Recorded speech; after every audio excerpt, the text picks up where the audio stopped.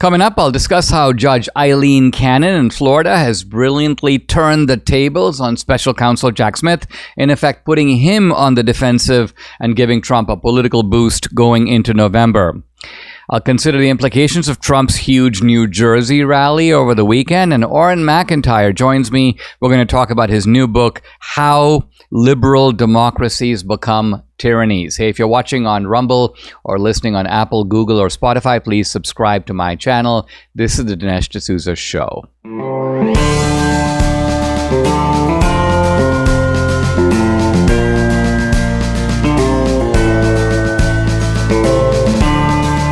America needs this voice. The times are crazy. In a time of confusion, division, and lies, we need a brave voice of reason, understanding, and truth. This is the Dinesh D'Souza Podcast.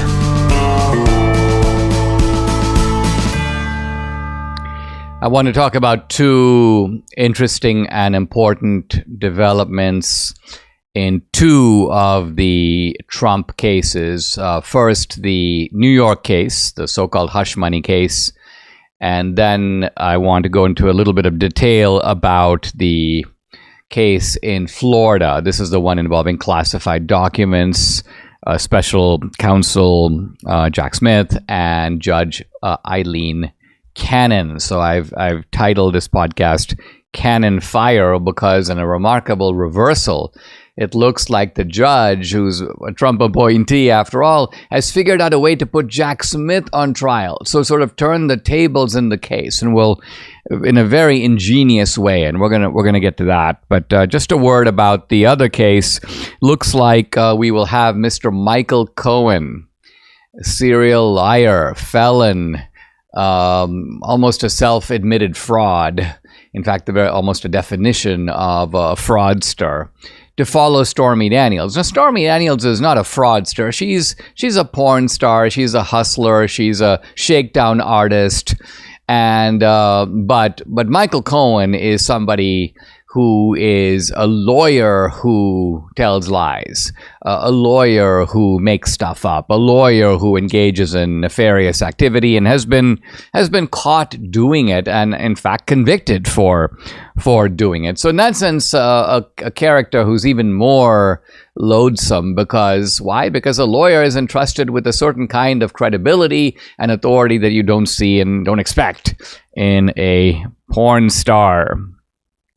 So here's Cohen on the stand, and he's going to have a challenge, because ultimately this is looking like a case in which it all comes down to Michael Cohen. Let's think about the elements that need to be proved here. And you know, one can say, and I've said, and others have said, that look, the jury is very likely to be biased, and they're hoping to get a conviction of Trump no matter what. But even to get that, you have to have some plausible way to show that this guy did something. If at the end of the day you go, oh, I voted for guilty. Really? Why? What crime did he commit? Well, I don't know if I could really say. That doesn't make any sense. The jury, even if they all want to convict, are going to need to be able to close a certain type of loop, at least to the degree that they're convinced by it. So here's what they need to be able to prove. Number one, that Trump knew and authorized these hush money payments to Daniels. That is the least of it, because that's by itself not illegal at all. So what if he knew? So what if he authorized them? The second part is that this payment was classified as legal expenses. Now again, that's no big deal either, because the payments were made to Michael Cohen. It was, in fact, a legal payment. Remember when Hillary Clinton, when they classified the Steele dossier, they classified it as legal. Why? Because they made the payment to a law firm. Now, were they trying to conceal the fact that the payment was actually for the Steele dossier? Yes, and yet it's not obvious that the legal classification is somehow, the fraudulent or unlawful altering of a business document. It's more like, okay, we know why you did it that way, but nevertheless, the payment is to a lawyer and it can be classified as legal. Trump needs to have known and also approved of the fact that there was a deliberate misclassification. And the third part, which is the hardest and the most extreme, and I don't even see how they're going to be able to prove this, that Trump knew and intended the misclassification to be for the purpose of violating campaign finance laws and, in a sense, rigging the coverage of the 2016 election. Wow. I think Michael Cohen will just flatly state on the stand that these things happened. Why? Because if he doesn't state them, then you can't close the loop. There's no way to even establish any wrongdoing. So the whole thing hangs kind of on Michael Cohen. Now, even if Michael Cohen says that Trump did all this, it's really kind of a he said type of case, because obviously Trump denies it. Obviously the Trump people go, well, this never happened. And so you would think right there, when you got a pure he said, she said, and you've got a guy who has this low level of credibility, namely Michael Cohen, it's a little far-fetched for the jury to go, well, you know what? We believe Michael Cohen. But I think this is really what the Manhattan DA Alvin Bragg is hoping for. Well, it's the best he's got. Is the jury just goes, we don't really care. We know that Michael Cohen is making stuff up, but nevertheless, he said it, so we believe him, and therefore guilty. And so this is this is not only what Alvin Bragg is hoping for. I believe this is what the judge is hoping for. So this is Juan Merchan, the judge, left-winger, somebody who I think has the same goal as Bragg in this case. Now let's turn to the Florida case and talk about Judge Cannon. She has indefinitely postponed the Florida case, which realistically probably means it's not happening before the election. So you might think, well, okay, well, there we go. Let's move on because nothing is going to be happening. No, actually, Judge Cannon has made a pretty busy calendar. Other things are going to be happening. And what's going to be happening, in effect, are hearings on three things that are very sort of uncomfortable for the Special Counsel Jack Smith. And when Julie Kelly suggests that she's sort of putting, in a sense, Jack Smith into the docket, into the hot seat, making him a kind of defendant, this is exactly what is going on. And so not only do you have these three hearings coming up, but they are spaced out in such a way that this is what is going to be going on in Florida between now and the election. So if the media is trying to cover it, this is what they're going to be covering. And what are they going to be covering? Let's look at the three things that are coming up. The first one is selective and vindictive prosecution. So the Trump people are going to say, listen, yeah, our guy had classified documents, but so what? Who didn't?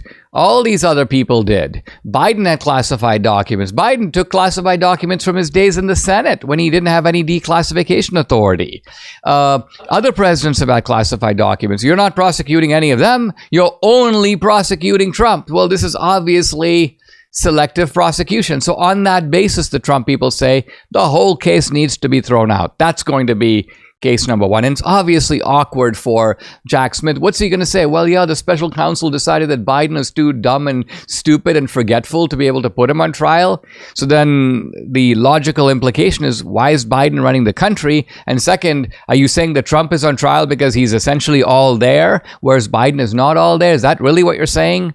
So very awkward for Jack Smith, and that's coming up. The second thing that's coming up is the appointment of the special counsel itself unconstitutional? Wow.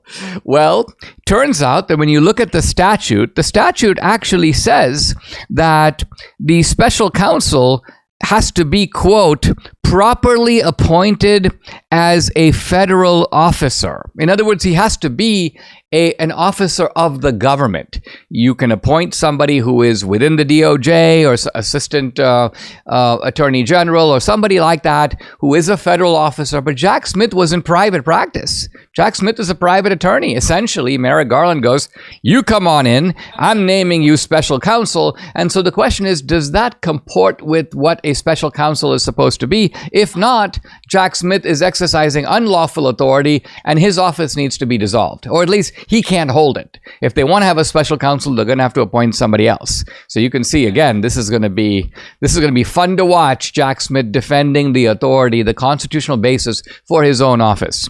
And finally, the question of whether Joe Biden's White House has been colluding from the start to bring this case against Trump.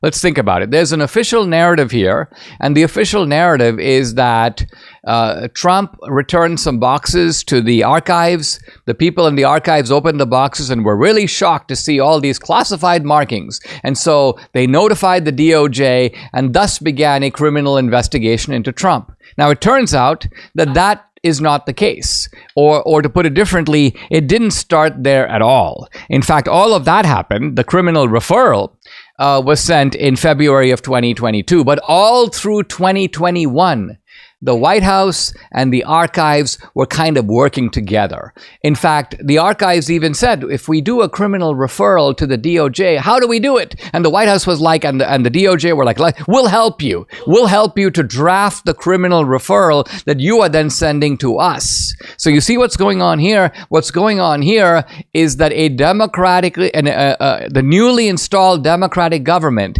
is working hand in hand with the archives to bring a criminal charge against the former president. Now, again, this is not what Jack Smith has been saying. They've been pretending like it's on the up and up. It's like, oh, we just discovered that there was all these violations going on, and then, of course, we had to act on them. No, it turns out they were plotting and concocting and trying to figure out how to do this long before these documents even arrived at the archive. So what does all of this mean?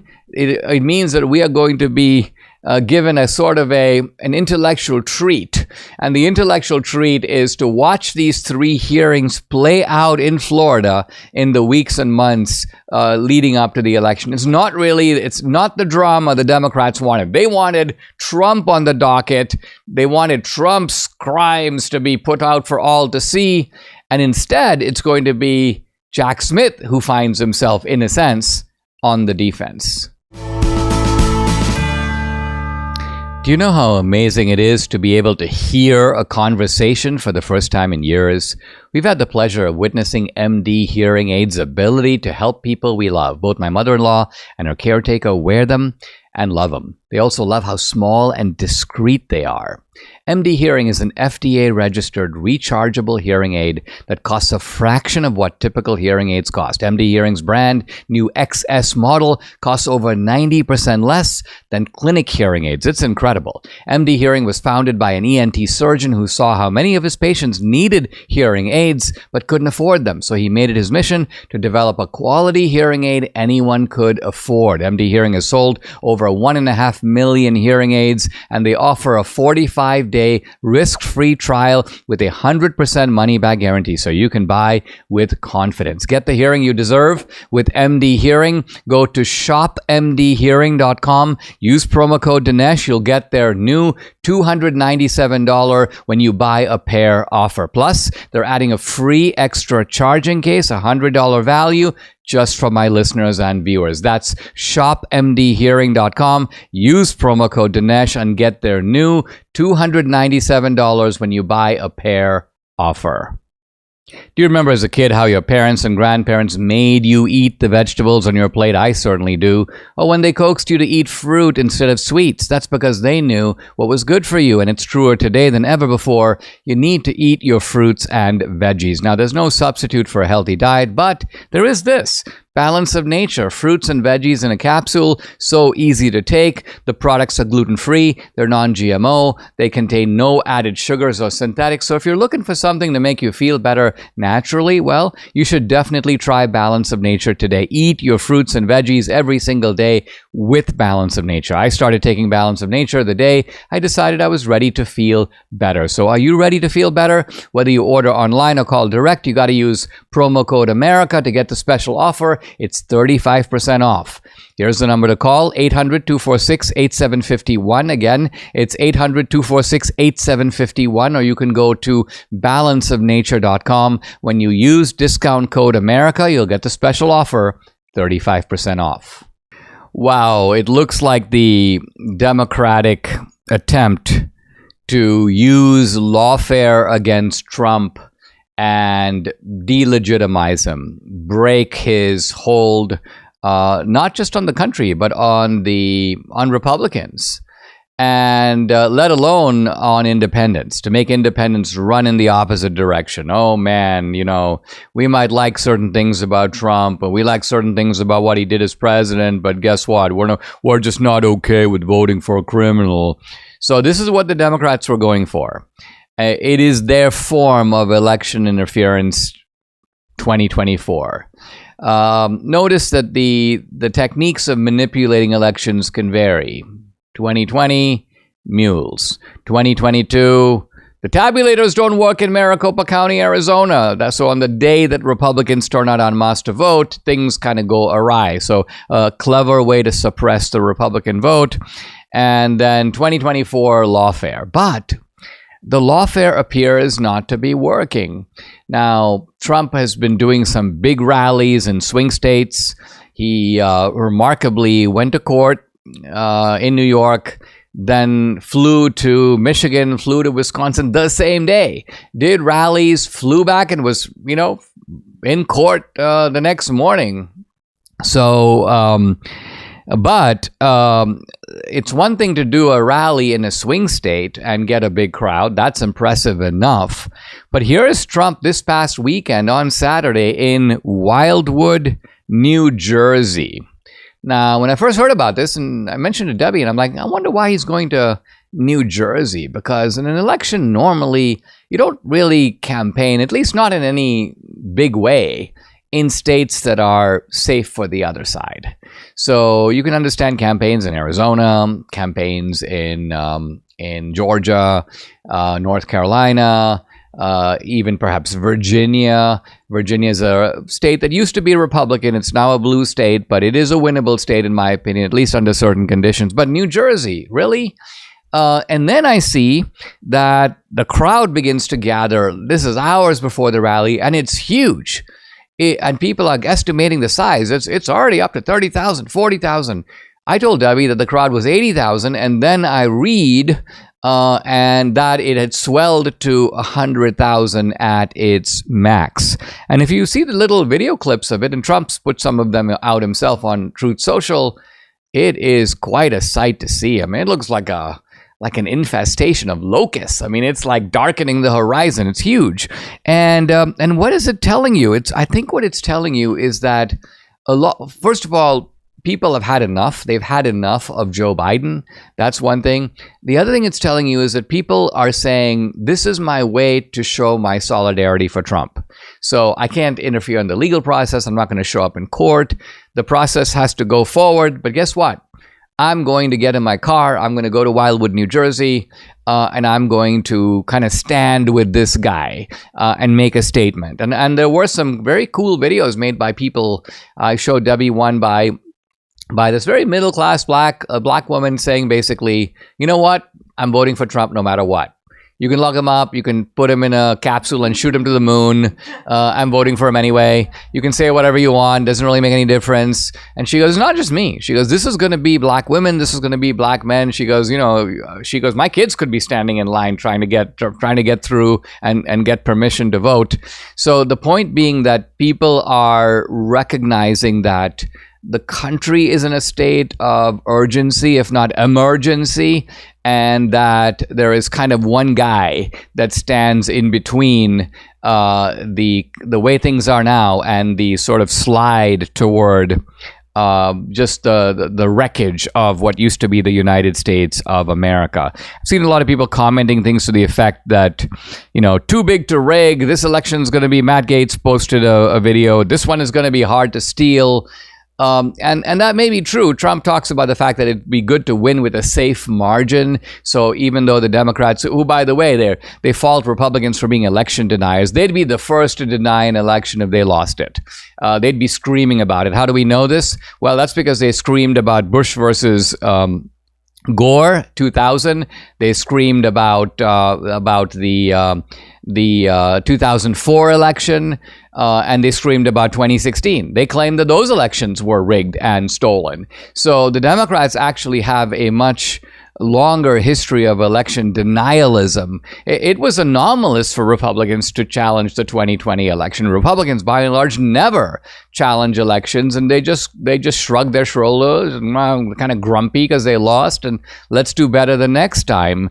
So I don't know the full significance of what happened in New Jersey over the weekend. I don't think Trump, does have some idea in the back of his mind. He even said, he says, here's Trump, as you can see today, we're expanding the electoral map because we're going to officially play in the state of New Jersey. That would be something incredible, because elections just haven't been that wide. Admittedly, Nixon won 49 states and Reagan won 44 states in 80 and 49 states in 84, but that was way back in 1984, and we haven't had those kinds of elections since then. So can Trump even dream or seriously think about winning New Jersey? I'm not sure, but I do think that the mass crowds in New Jersey tell you that the country, belatedly, finally, maybe, waking up.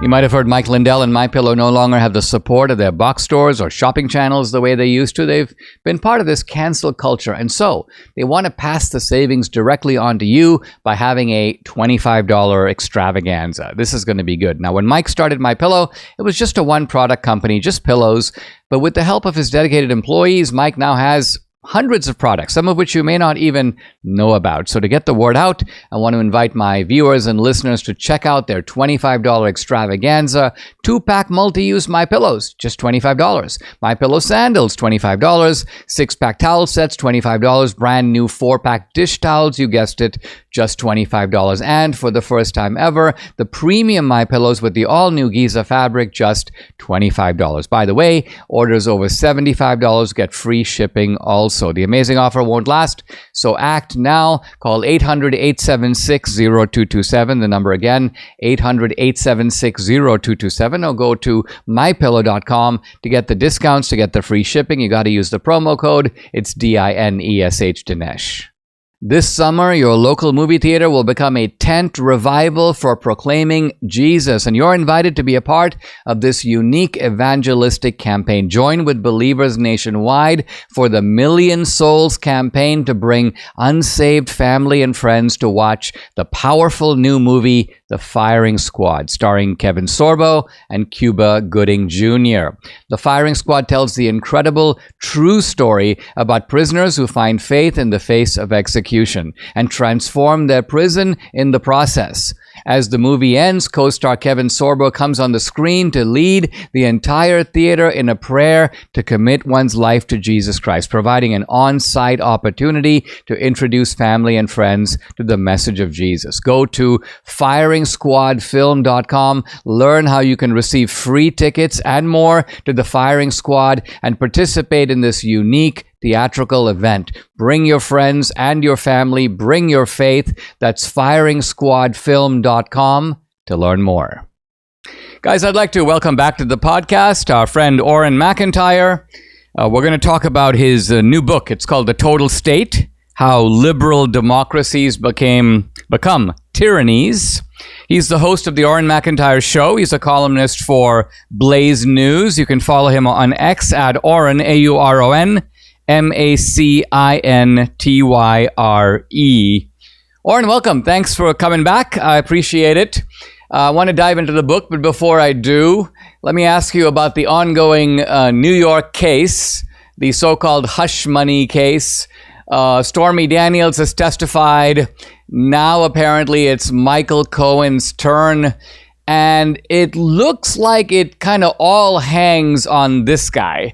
And I say that because, all right, they've established that payments were made to Stormy Daniels, but that's not illegal. Making her sign a non-disclosure agreement or NDA, that's not illegal. So it has to be that Trump knew that these were hush money payments, that he knew that the records were being falsified and misclassified, and further, that he knew that he was doing all this to apparently influence his own chances in the 2016 election. Do you think that it all comes down to Michael Cohen? And can a serial liar and a convicted felon actually make any headway with the jury?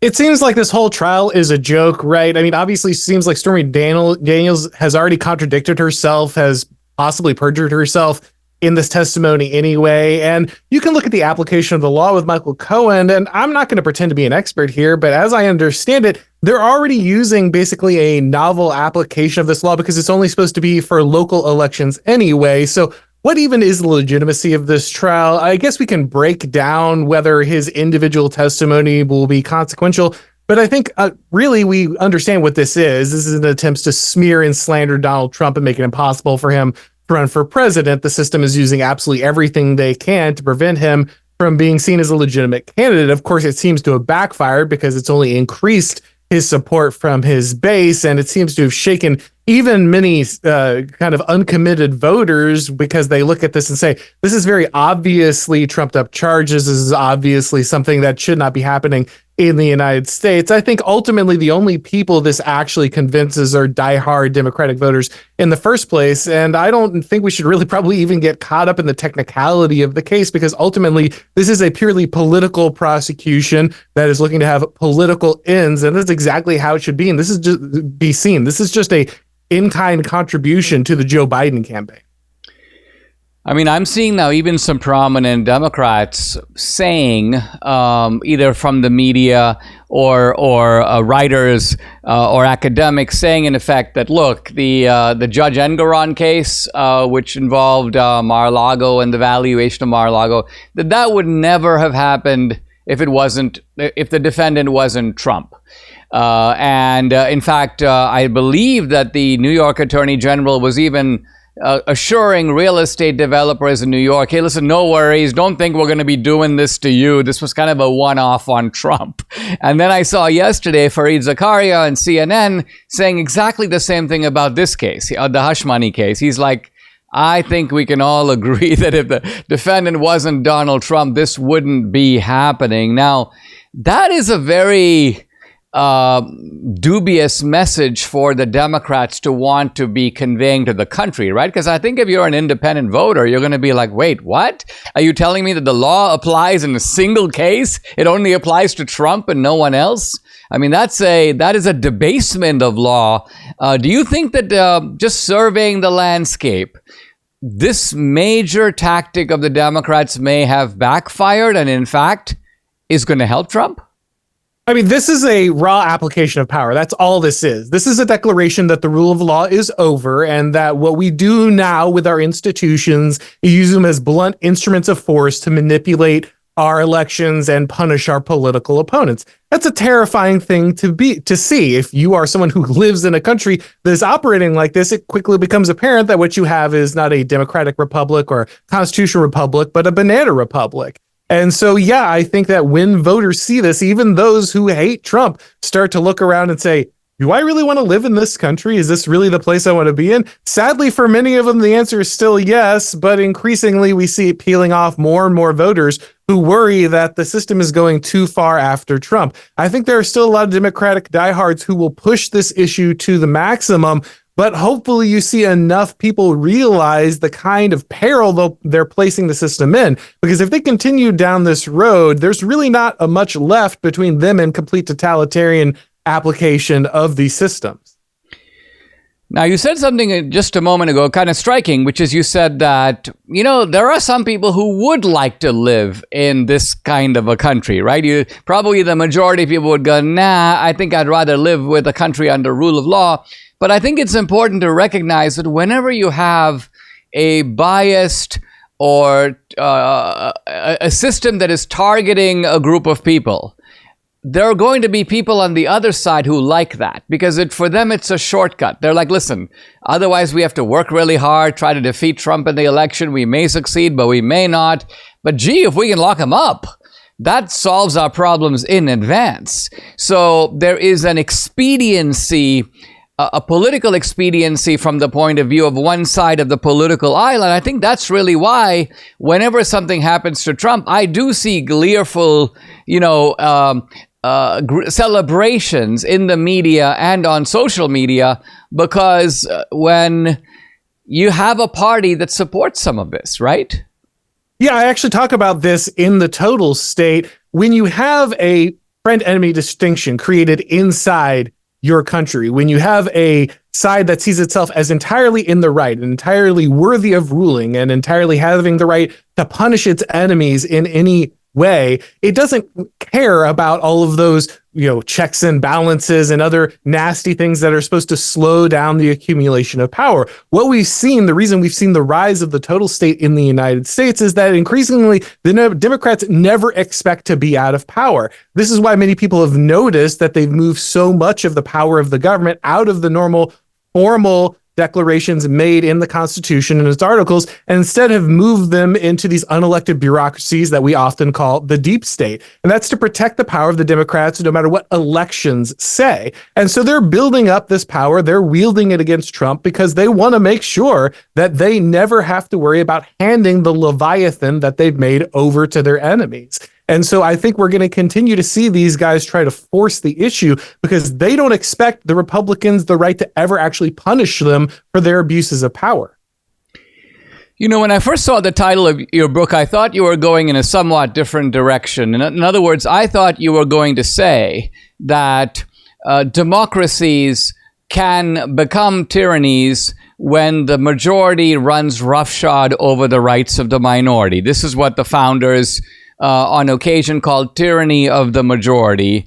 But what I hear you saying now is something a little different, that the Democrats actually want to get away from the give and take of democracy. They want to create permanent structures. Let's just say, for example, the expertise comes from academia. The left controls the courts. The left controls the regulatory agencies. Now, none of these are directly accountable to the people. So instead of using the democratic process as a mechanism to establish tyranny, they're actually trying to get around it and subvert it. Yeah, I discovered as I started to write this book that there was actually a large body of political theory on the right going through guys like James Burnham and then Samuel Francis discussing the managerial state and the way that it would take over the institutions of the United States. It warned that ultimately we always have a ruling class and that ruling class always wants to stay in power. And so what the ruling class learns to do is manipulate the way that voters get information. They manipulate the way that they understand the world around them so that they can no longer create a check on power. And then they move the power of the Constitution, those formal branches of government, into those non-elected bureaucratic institutions, not just in the deep state, but into things like the university, into corporations, even into globalist NGOs that dictate down into the United States, what is supposed to be a sovereign country, how it will respond to things like COVID. And so over time, we see that they shift all these powers into these non-democratic institutions, but they continue to go through the ritual of democracy. So we still get elections, but those elections have fewer and fewer consequences. The whole time we're told that we have more democracy, we're defending democracy, but we're actually defending is an oligarchic structure that has distributed the power that is supposed to be inside of those formal constitutional articles instead into these different bureaucratic institutions. I was struck when I read some of the writings of the early progressives. This is going back to the 1900s and the 19-teens. People like E.A. Ross or John Dewey, where they would say, well, yeah, we need to have these emerging bureaucracies. Now, granted, the bureaucracies have to be accountable to the people, but guess what? Who's going to be supplying the understanding and expertise to the people for the people to make up their minds? Well, it's the bureaucracies themselves. So you have a kind of circle here where the people get information and do make decisions, but the bureaucracies are the ones that tell them what's going on. And I was thinking about all this in connection with this great campaign against, misinformation and disinformation. Isn't it a clever way to protect this expertise, even when the expertise is telling you things that flatly aren't true? Well, that's exactly right, Dinesh, and you're exactly right to point out how early this actually started. Walter Lippmann actually wrote a book called Public Opinion at the beginning of the Progressive Revolution, and he was a good liberal, and he was very kind enough to lay out exactly how the press should be interacting with the public. And he said at the beginning of mass communication, a mass press, that the press's job would be to inform public opinion, to manufacture public opinion, to tell the people how they should vote, to make sure that they vote correctly. So they have not been hiding the ball on this. The idea of the war on misinformation, disinformation is just new terminology for a very old leftist tactic. The social engineers have been trying to control the United States for a very long time. Ultimately, that's what the progressive movement was. It was the idea that we could top down manage society. We thought that this only happened in Nazi Germany or the Soviet Union, but actually there's a long strain of this in the United States. It's when people identify communism in the United States, they're really just identifying this idea of managerial progressive liberalism that has worked its way into everything. And what we're seeing now is just kind of the inevitable Marxist manifestations working their way through institutions and things like DEI. These are just the inevitable conclusions of social engineers who believe that they can rewrite human nature, control every aspect of humanity, every social institution, and remake people in their own image. And so this is what they're trying to do is, like you said, manipulate those institutions, tell people the experts know everything. They are basically the new priestly class of the new religion, and to question them is heresy. This is why Trump found himself on the outs inside his own administration. His administration was being run by generals and Dr. Fauci's instead of by the guy who was elected by the people, because ultimately those experts had their hands on the levers of power in the total state. Auron, if the media has a critical role in shaping public opinion, the Progressive Project would not work if there were just as many conservatives who were motivated to join the media. If they weren't admitted to traditional media institutions, they would create their own. But it seems temperamentally that guys on the left want to change society. They want to run things. They don't really particularly care about stable families and having a nice house and saving to, add to your kitchen. These guys are perfectly happy to live rootless lives. They go where the story calls and so on. And the conservative isn't cut from that kind of raw material, if you will.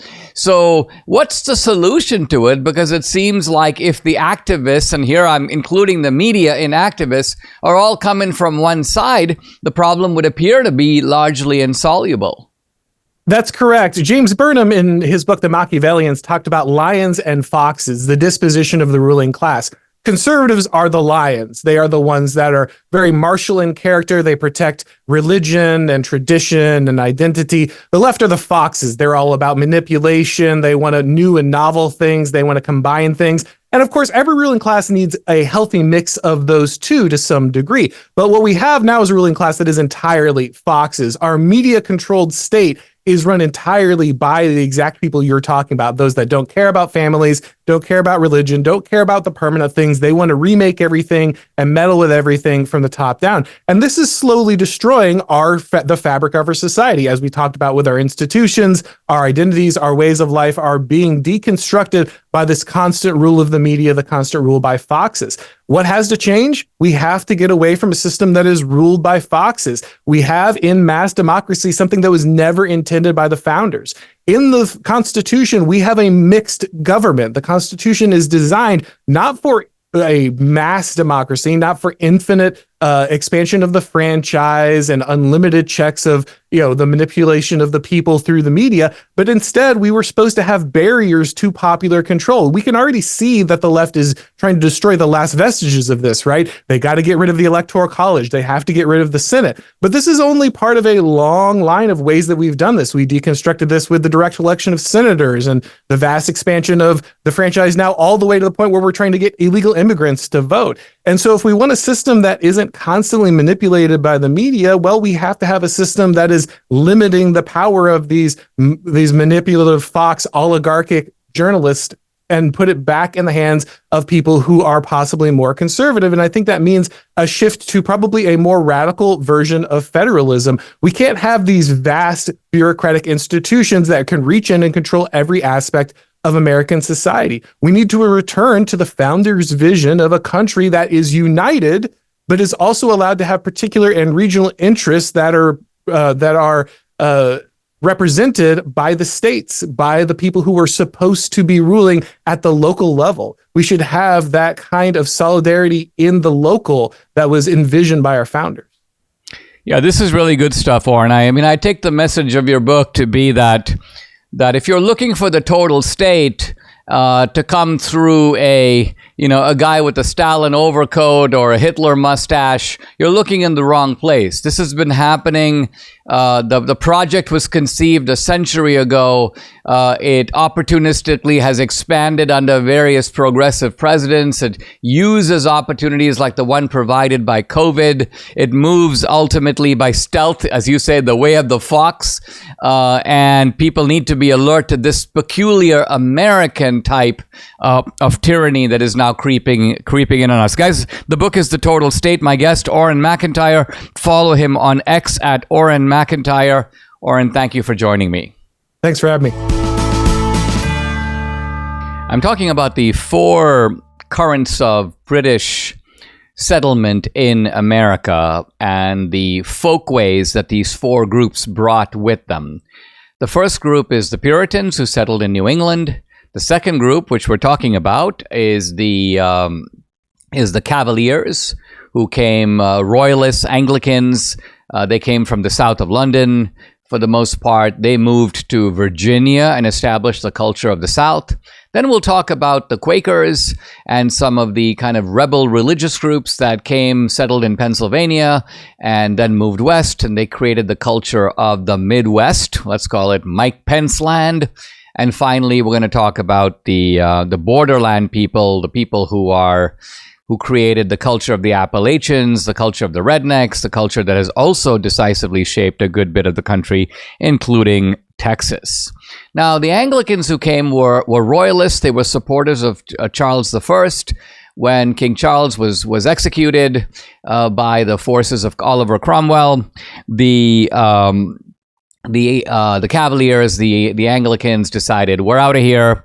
And they came to Virginia. They created the culture, the kind of courtly culture of Virginia. And we see this in their names. I mentioned the names of towns. Now I want to talk about the kind of names that Virginians gave to their kids. And by the way, we see a residue of this even now. The Puritans gave very biblical names. Samuel, Joshua, Isaiah, a lot of them, by the way, from the Old Testament. In Virginia, you rarely find kids named Isaiah. The Virginians were really into English names, the names of English kings, Frankish knights, Teutonic warriors, special favorites, common names in Virginia. William, Robert, Richard, Edward, George, Charles. You wouldn't find any of those names commonly in Massachusetts in the 17th or the 18th century. The daughters of Virginia got names very often of Christian saints, but not necessarily. I mean, you won't find a lot of Deborahs. Deborah's from the Bible, and that's where Debbie gets her name from. But no, by and large, these are Christian saints who are not in the Bible. So here are common names in Virginia: Margaret, Jane, Catherine, Francis with an E, Francis, Alice, and then of course not a lot of English favorite names: Mary, Elizabeth, Anne, and Sarah. Now, the Southerners got their idea of the family right out of the English monarchy. Here is the great British English writer Sir Robert Filmer, and he wrote a book called Patriarcha. And his point was not to defend the patriarchal family. He actually took that for granted. His point was to defend the monarchy as modeled on the family. So here's Filmer. If we compare the natural duties of a father with those of a king, we find them to be all one, without any difference at all, but only in the latitude and extent of them. So the king is the father of the nation. As the father over one family, so the king, as father over many families, extends his care to preserve, feed, clothe, instruct, and defend the whole commonwealth. And then it says, all the duties of the king are summed up in a universal fatherly care of his people. So notice that this argument, by the way, cuts two ways. It invests the king with the legitimate authority of the father, and it endows the father with the authority of the king. Filmer wants the analogy to go both ways. And so the structure and organization of families in Virginia, and even today in the South, very different from Puritan Massachusetts. So to take a simple example, you have a case of adultery involving a wife, an unfaithful husband, or an unfaithful wife. Now, in Puritan New England, this was a grave sin. It was an equal sin whether it was committed by the man or by the woman. The punishment typically was the same, and both were seen as egregious departures from the teachings of Scripture. If you had the same case of adultery or the same two cases of adultery in Virginia, it was not like that. By and large, the wife's adultery was considered much more serious than the husband's. The husband's adultery was considered bad, but the wife's was considered to be abominable. Now, again, it may seem, oh, this is a double standard and makes no sense at all. Well, there actually was a kind of sense to it, and the sense of it was that the legitimacy of children is threatened by the adultery of the wife, but not, apparently, by the adultery of the husband. Honey, I don't know if you agree with this way of thinking, but the idea is very simply that that the Virginians were importing the patriarchal organization of England, in which inheritance went to the eldest son. Well, if you're not sure who the eldest son is, or if you're not sure if the eldest son is conceived with the husband or with somebody else, the whole system is thrown into total. So there's an emphasis in Southern culture and in Virginia on the stable organization of society. Now, the Virginians were very easygoing with their children. They were not harsh the way the Puritans were. Well, the Puritan assumption was that children are essentially little devils. They're naturally depraved. Now, they may not have strength, but they have evil will. This is the point. And their will needs to be regulated, controlled, and broken. The Southern view was not that. It's that, kids are like boisterous. They're like a little bit rowdy. And in fact, the Southern view was that this rowdiness should not be completely suppressed. Why? Because boys need to learn how to fight. Boys need to learn how to play rough. So boys need strong and boisterous wills and emotions. But that being said, once they are able to develop those, they also have to develop self-control. And so it's not as if the Puritans were into self-control and the Virginians were like, no, do whatever you want. No, the Virginians were, you need to be a tough and strong character, but you also need to have a certain self-command, a control over your emotions and your behavior. Dancing was discouraged in the Puritan and Quaker colonies. But in Virginia, dancing was mandatory. Every kid needed to learn how to dance, and dance was part of the social life of Virginia, not only originally, but even today. I was listening to a little video, and it was a reading of Wyatt Earp talking about the effectiveness of using a gun in the old West, and Wyatt Earp basically said the most important thing for a gunman is to take his time. A seemingly ridiculous statement, because obviously if you're in a draw, the other guy has a gun, you have a gun, you're not going to want to take your time. Let me light a cigarette. Boom, you're dead. But that's not actually what Wyatt Earp means at all. What Wyatt Earp means is that you have only a fraction of a second to shoot. The most important thing is not to be able to go for your gun. It's not just a matter of the speed of being able to get your gun. The main point is that once you get your gun, you have one chance to deliver a fatal shot. So being able to, quote, take your time means within the fraction of the second that you have drawn your gun, you make sure that you only need to shoot once. In other words, you take proper aim and you shoot straight. You shoot in the correct way. And the point is that the guy who's flashy, the guy who does tricks with his guns, the guy who tries to have two guns at the same time is always going to get shot by the gunman who learns to take his time. So the point here, and I cite the Wyatt Earp example, because you need to be boisterous, you need to be strong, you need to have a gun and know how to use it. At the same time, you need to have self-command, you need to have self-control. You need to realize that the important thing is not just to draw your gun, but to make the best of the single shot that is permitted you before you get shot yourself. Subscribe to the Dinesh D'Souza podcast on Apple, Google, and Spotify, or watch on Rumble, YouTube, and SalemNow.com.